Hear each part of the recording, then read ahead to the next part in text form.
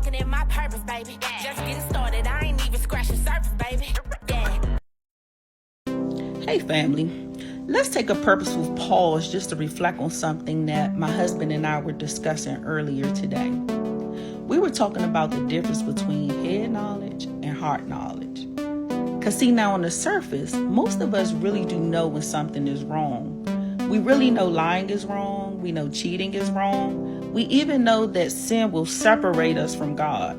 But that there is still head knowledge. It's just intellectual awareness, the type of knowing that says, I recognize the rule. But then here's the thing. Rules can't change people.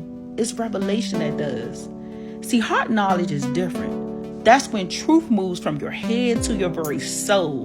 It's when you don't just know what's right. You understand why what is right matters. And that's when transformation begins. We've all heard the quote that when you know better, you do better. But let's be honest.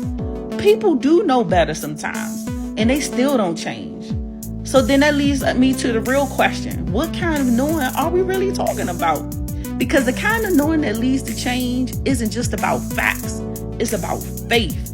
It's about information. It's about revelation. And that's the difference between someone who knows the rules and someone who's been convicted by the truth itself. And let me give you this word. Because in Luke 23:34, Jesus said, he even said it himself, Father, forgive them, for they know not what they do. Now, these people knew that they were crucifying Jesus, but they didn't understand the weight of what they were doing. They didn't grasp the eternal consequence of, or even his divine plan. So Jesus didn't see their actions. He saw their lack of heart knowledge, while he had a lot of heart. And then in Hosea 4:6, God said that my people are destroyed just because of their lack of knowledge. And this isn't academic knowledge or religious routine, but it's just a deeper understanding of God's will and his way. And then in Ephesians 1:17-18, Paul even prayed that the eyes and the hearts will be enlightened, because that's where true knowledge lives.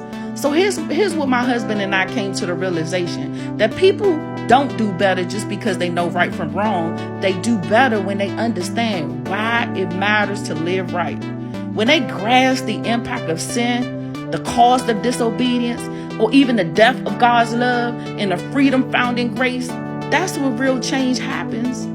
And it's easy to think people don't care when they mess up, but sometimes they just haven't seen it clearly yet. And until they do, they will keep repeating that same pattern, even if they know better intellectually. So today's pause is really a heart check. Are we living by what we know, or are we living by what we've understood? Are our decisions rooted in rules or in revelation? Do we want to do better because of the guilt, or do we want to do better because grace has opened our eyes? Romans 12:2 says, be transformed by the renewing of your mind. That's not a surface switch. It's a soul reset. And then in James 4:17, we are reminded that if anyone knows the good they ought to do and they don't do it, that's sin.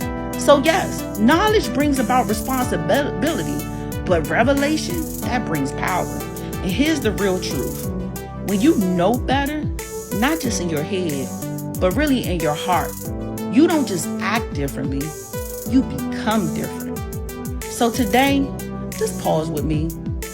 Ask God not to just help you do better, but help you know him better, so that your actions will flow from love and not from obligation, from understanding and not pressure, from transformation and not tradition.